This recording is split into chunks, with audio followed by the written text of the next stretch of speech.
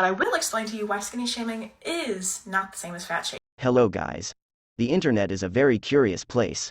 There are several people who support the idea that based on the weight that a person has, teasing and disrespect are different. As usual, we will listen to their testimonies and their reasons, but before we start, I'd really appreciate if you will subscribe to the channel and also leaves a comment. That said, let's get started. I'm going to the doctor and I'm skinny. I told my doctor, LOL, I'm worried I'm going to start restricting my eating again because I used to be anorexic. And she tells me, oh my god, Queen, you're skinny. Don't have to worry about that. Let me take you to the ED counselor, okay? Let me take care of you. Tell her the same thing, but I'm fat this time. She goes, oh, Queen, step the fuck back. You need to start restricting your eating, go on Weight Watchers. I need to get your blood work. You're fat and you're ugly. You have to at least try to understand that anorexia and obesity are a bit different. The first is an eating disorder. The second can lead in most cases to it. But for the anorexia, it takes even more work to heal it, compared to overweight. A person who suffers from it has mental blocks that prevent them from eating, by leading sufferers to serious health problems, and as you said, they need psychological counseling to begin breaking down these walls. Obesity is the opposite. The first thing to do if you really suffer from binge eating is also in this case a consultation with a competent and certified person, and consequently do the diet. But if luckily you don't have any eating disorders, and you don't have health issues that lead you to gain weight, you just have an unhealthy relationship with food, and the doctor can help you by showing you what and how to eat. I'll give you an example of binge eating. A person affected by C19, even having lost the sense of taste, could not stop eating, although it was full and even though it did not feel the flavors. So fortunately not all overweight people suffer from it. In most cases, we are talking about willpower. Real thing that happened to me. I dramatized it a bit, but she did tell me to lose weight after I told her I was worried I was going to start starving myself. And then also, you have to also acknowledge, I'm systemically oppressed for being fat. I can lose my job. You can't for being skinny. Which is why most people, when they think about diet, they assume the fact that they're going to starve. Diet doesn't mean that. It should, contrary to what people think of, making you eat everything you need for your physical and mental health, even some reasonable quantities. However, since you cannot eat more foods rich in refined sugars and rich in saturated fats, you think that the diet is bad because it does not allow you to eat more of the poor foods in any nutrient. It's a really horrible thing. Yeah, sure. About fat people losing their jobs is not true. If a person is competent and knows how to do his job, it will certainly not be discarded for a thin but incompetent person.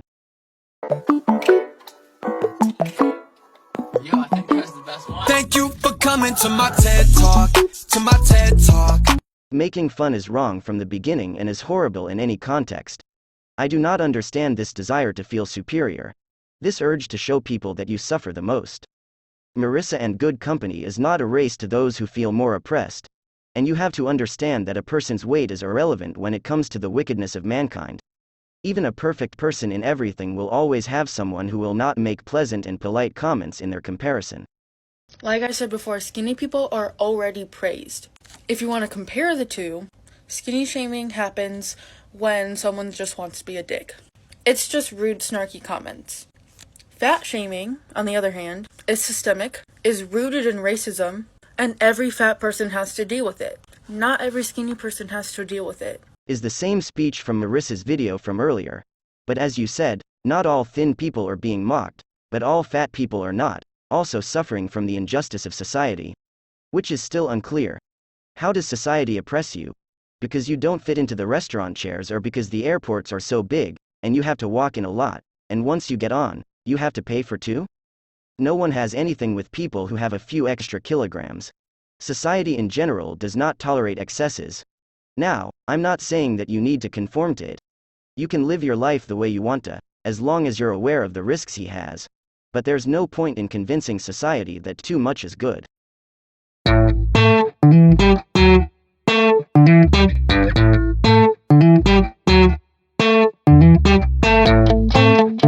I have already commented on the first part of his speech, so we will try to understand this privilege that we all have. We try to understand it as they present it to us. Let's analyze a classic lifestyle of a normal weight person. He does not train but walks to do the shopping, to go and return from work, school, does the stairs and so on. It does not lack any kind of food, but he is able to regulate both the portions and the frequency. In addition, the the quantities of each meal slightly exceed a recommended portion, the one that usually is found behind the package.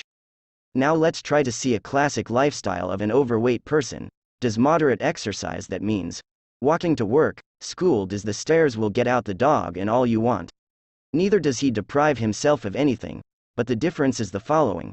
A normal person occasionally eats fast food, junk food instead. Fat people do not.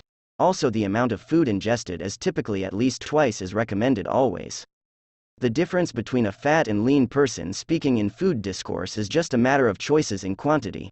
I say this because very often I hear, my friend is skinny, and she is only eating junk food. My dear, the amounts are the one that makes the difference in these cases.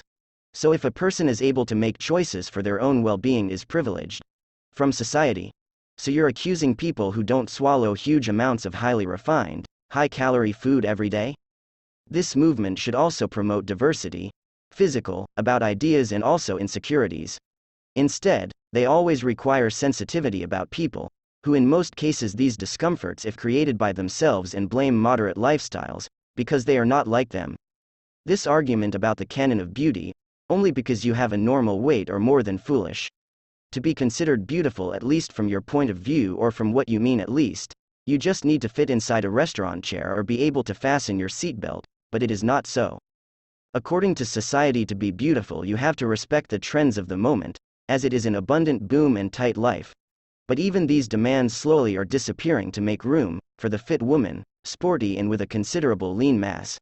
And most of the population, including myself, don't fit into these characteristics. But that doesn't mean we're ugly. Beauty is subjective. We should strive to be as beautiful as possible for the people to whom we love, through physical appearance, but above all, the character, the way to talk about behaving and to present their ideas. These are the true privileges and we all have.